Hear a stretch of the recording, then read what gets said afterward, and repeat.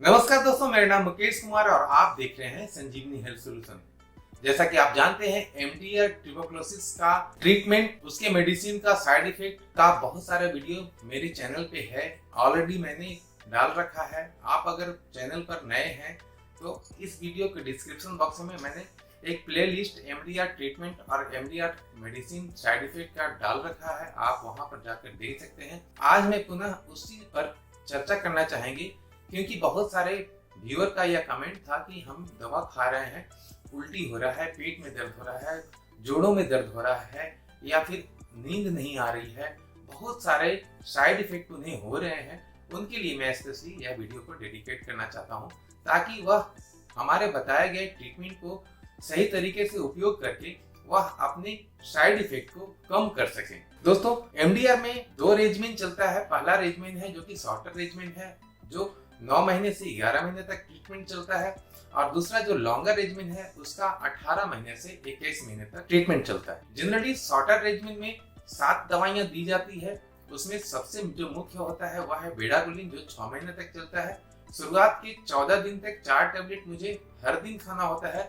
उसके बाद 5.5 महीना तक हर एक सप्ताह में 3 दिन, सोमवार, बुधवार, शुक्रवार या फिर शनिवार, मंगलवार और बृहस्पतिवार, सप्ताह में 3 दिन 2-2 टैबलेट हमें खानी होती है बेडाकुलिन का। बेडाकुलिन, इसके बाद आपका लेवोफ्लॉक्सासिन, क्लोफाजिमिन, इथियोनामाइड, पैराजिनामाइड और इथाम्बुटॉल, इतनी दवाइयां हमें खानी होती हैं शॉर्टर रेजिमेंट में, जो कि 9 महीने से 11 महीने तक चलती है। 6 महीने खाने के बाद कुछ दवाइयां कम जाती है, जैसे कि बेडाकुलिन कम हो जाता है। इसके अलावा और भी कुछ दवाइयां कम हो जाती हैं। अगला जो 4 महीने दवा खाना होता है या 3 महीने जो दवा खाना है, उसमें क्लोफाजिमिन, लेवोफ्लॉक्सासिन, पैराजिनामाइड और इथाम्बुटॉल खाना होता है।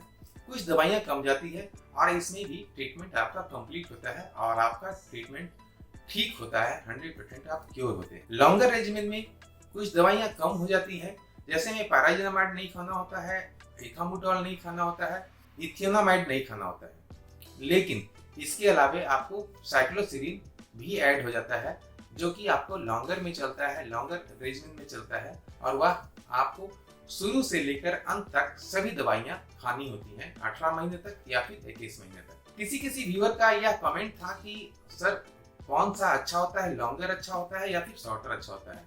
देखिए, लॉन्गर और शॉर्टर दोनों में कोई अंतर नहीं है।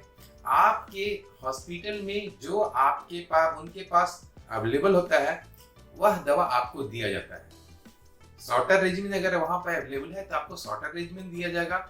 उसका भी उतना ही असर है जितना कि लॉन्गर रेजिमेंट। शॉर्टर में कुछ ज्यादा दवाइयां खानी होती है, इसलिए कम दिनों में ठीक होता है, और लॉन्गर में कुछ कम दवाइयां खानी होती है, इसलिए वह लंबा समय लेता है ठीक होने में। लेकिन सभी दवाइयां का साइड इफेक्ट है जो कि हमारे शरीर पे पड़ता है।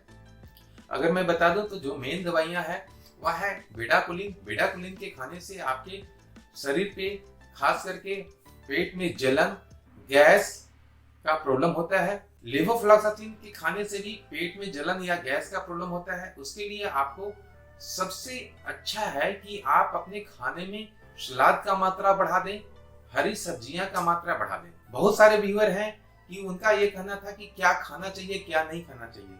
आपको सभी चीज खाना है, जो आपको अच्छा लगता है खाना है, लेकिन देखें कि आपके डाइट में आपका फाइबर युक्त, जैसे कि हरी सब्जियां का मात्रा ज्यादा खाएं ताकि गैस का प्रॉब्लम ना हो। इसके अलावा प्रोटीन का मात्रा ज्यादा खाएं, जैसे में कि आप अगर मछली खाते हैं तो मछली खा सकते हैं, चिकन खाते हैं तो खा सकते हैं। जो वेजिटेरियन है वह पनीर खा सकते हैं।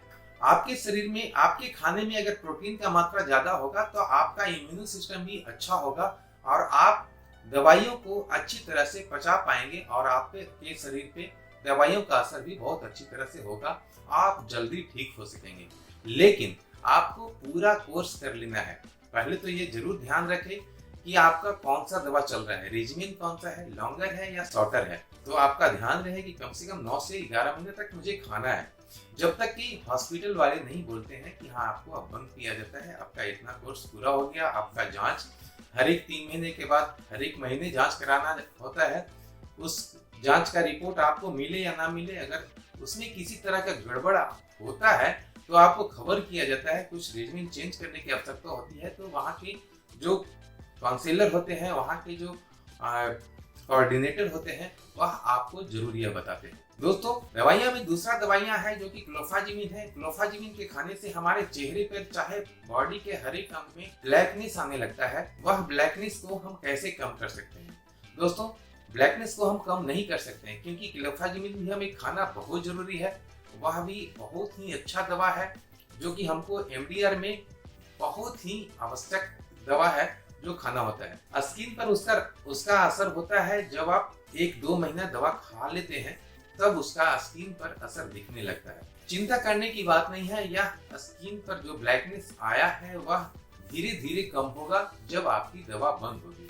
अगर लॉन्गर है तो 18 महीने या 20 महीने के बाद जब आपकी दवा बंद होगी तो धीरे धीरे ग्रेजुअली कम होगा। उसको कम होने में टाइम लगेगा, लेकिन आप उसके पहले कुछ कर सकते हैं उसके लिए कि आप बीच बीच में सप्ताह में 1 दिन, 2 दिन, 3 दिन एक इवियन कैप्सूल आता है जो कि विटामिन ई से भरपूर मात्रा में रहता है। वह हमारे स्किन के लिए बहुत ही अच्छा है, तो हम एवियन कैप्सूल को भी खा सकते हैं। बहुत ही सस्ता दवा है, 30-35 रुपया में 10 टैबलेट या 10 कैप्सूल मिल जाता है। सप्ताह में 3 दिन भी अगर लेते हैं तो हमारे स्किन पे उस दवा का असर कम होता है क्लोफाजिमिन का, और ब्लैकनेस थोड़ा कम होता है। साथ में अगर क्लोफाजिमिन की वजह से आपके चेहरे पर ब्लैकनेस आ गया है तो आप नींबू के रस, एक नींबू को पूरा निचोड़ लें। उसके बाद एक एवियन कैप्सूल को उसमें भी काट कर निचोड़ लें। उसके बाद उस सॉल्यूशन को आप अपने चेहरे पे, गर्दन पे लगा सकते हैं। उससे भी आपके ब्लैकनेस में कमी आ सकती है। इसके बाद जो तीसरा मुख्य दवा है वह लॉन्गर में चलता है, वह है साइक्लोसिलिन। साइक्लोसिलिन की दवा खाने से हमारे दिमागी तौर पे थोड़ा सा हमें कमजोर कर देता है। घबराना नहीं है, इसका साइड इफेक्ट बहुत ही खतरनाक है, लेकिन हमें उससे बचना है। जब भी ऐसा लगे, जब आपको रात में नींद की कमी होने लगे या फिर रात में सो ही नहीं पाए, बहुत बुरा सोचने लगे, कभी आपको ऐसा भी लग सकता है कि आत्महत्या कर लें। दोस्तों, यह सब दवा खाने के बाद उसके साइड इफेक्ट की वजह से है। अगर कुछ ऐसा होता है तो आप जरूर अपने नजदीकी डॉक्टर जहां से आप दवा खा रहे हैं उनसे जरूर मिलें। हो सकता है कि 1-2 दिन के लिए, 2-4-5 दिन के लिए वह दवा बंद करें, लेकिन आपको कोर्स पूरा कर लेना है। दोस्तों, साइक्लोसिलिन का भी डोज हमें हमारे वेट के अनुसार दिया जाता है।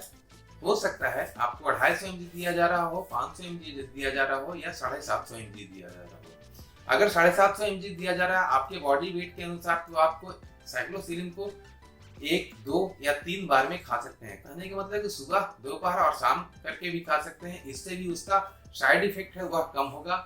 अगर 500 दिया जा रहा है तो आप सुबह शाम भी करके खा सकते हैं। आप अपनी दवाओं को एक बार नहीं खा करके उसको डिवाइड करके भी खा सकते हैं। इससे भी आपके साइड इफेक्ट जो शरीर पे पड़ रहे हैं वो बहुत हद तक कम हो जाते हैं। दोस्तों, दवाएं खाने से, एमडीआर की मेडिसिन के खाने से और भी बहुत सारे साइड इफेक्ट होते हैं। खास करके महिलाओं में मेंस्ट्रुअल साइकिल में भी इरेगुलरिटी आती है, किसी में टाइम ज्यादा हो जाता है, उसमें भी घबराना नहीं है। आप दवा को लगातार लेते रहें। दोस्तों, सबसे मुख्य जो साइड इफेक्ट है वह है उल्टी का होना, वोमिटिंग होना, वोमिटिंग टेंडेंसी बना रहना। दोस्त, अगर आप दवा खा रहे हैं तो आपके शरीर में इतना mg दवा जा रहा है जिसकी वजह से आपके स्टोमक में उसे पचाने के लिए खाना बहुत जरूरी है। आप खाना खा करके ही दवा को खाएं। उल्टी ज्यादा अगर होता है तो आप सुबह में सबसे पहले सुबह उठ करके एक गैस का टैबलेट खा लें। उसके बाद एक वोमिटिंग का टैबलेट, जो कि ऑन्डेम सभी कोई जानते हैं, ऑन्डेम है, चाहे कोई भी वोमिटिंग का टैबलेट खा लें। उसके 15 से 20 मिनट बाद, 25 मिनट बाद एमडीआर की दवा खाएं। सभी दवा खा सकते हैं तो आप सुबह में नाश्ता करने के बाद सभी दवा खा लें। अगर आपको कोई साइड इफेक्ट ज्यादा हो रहा है तो आप उसको 3 बार में बांट करके भी खा सकते हैं, सुबह, दोपहर, शाम में भी खा सकते हैं।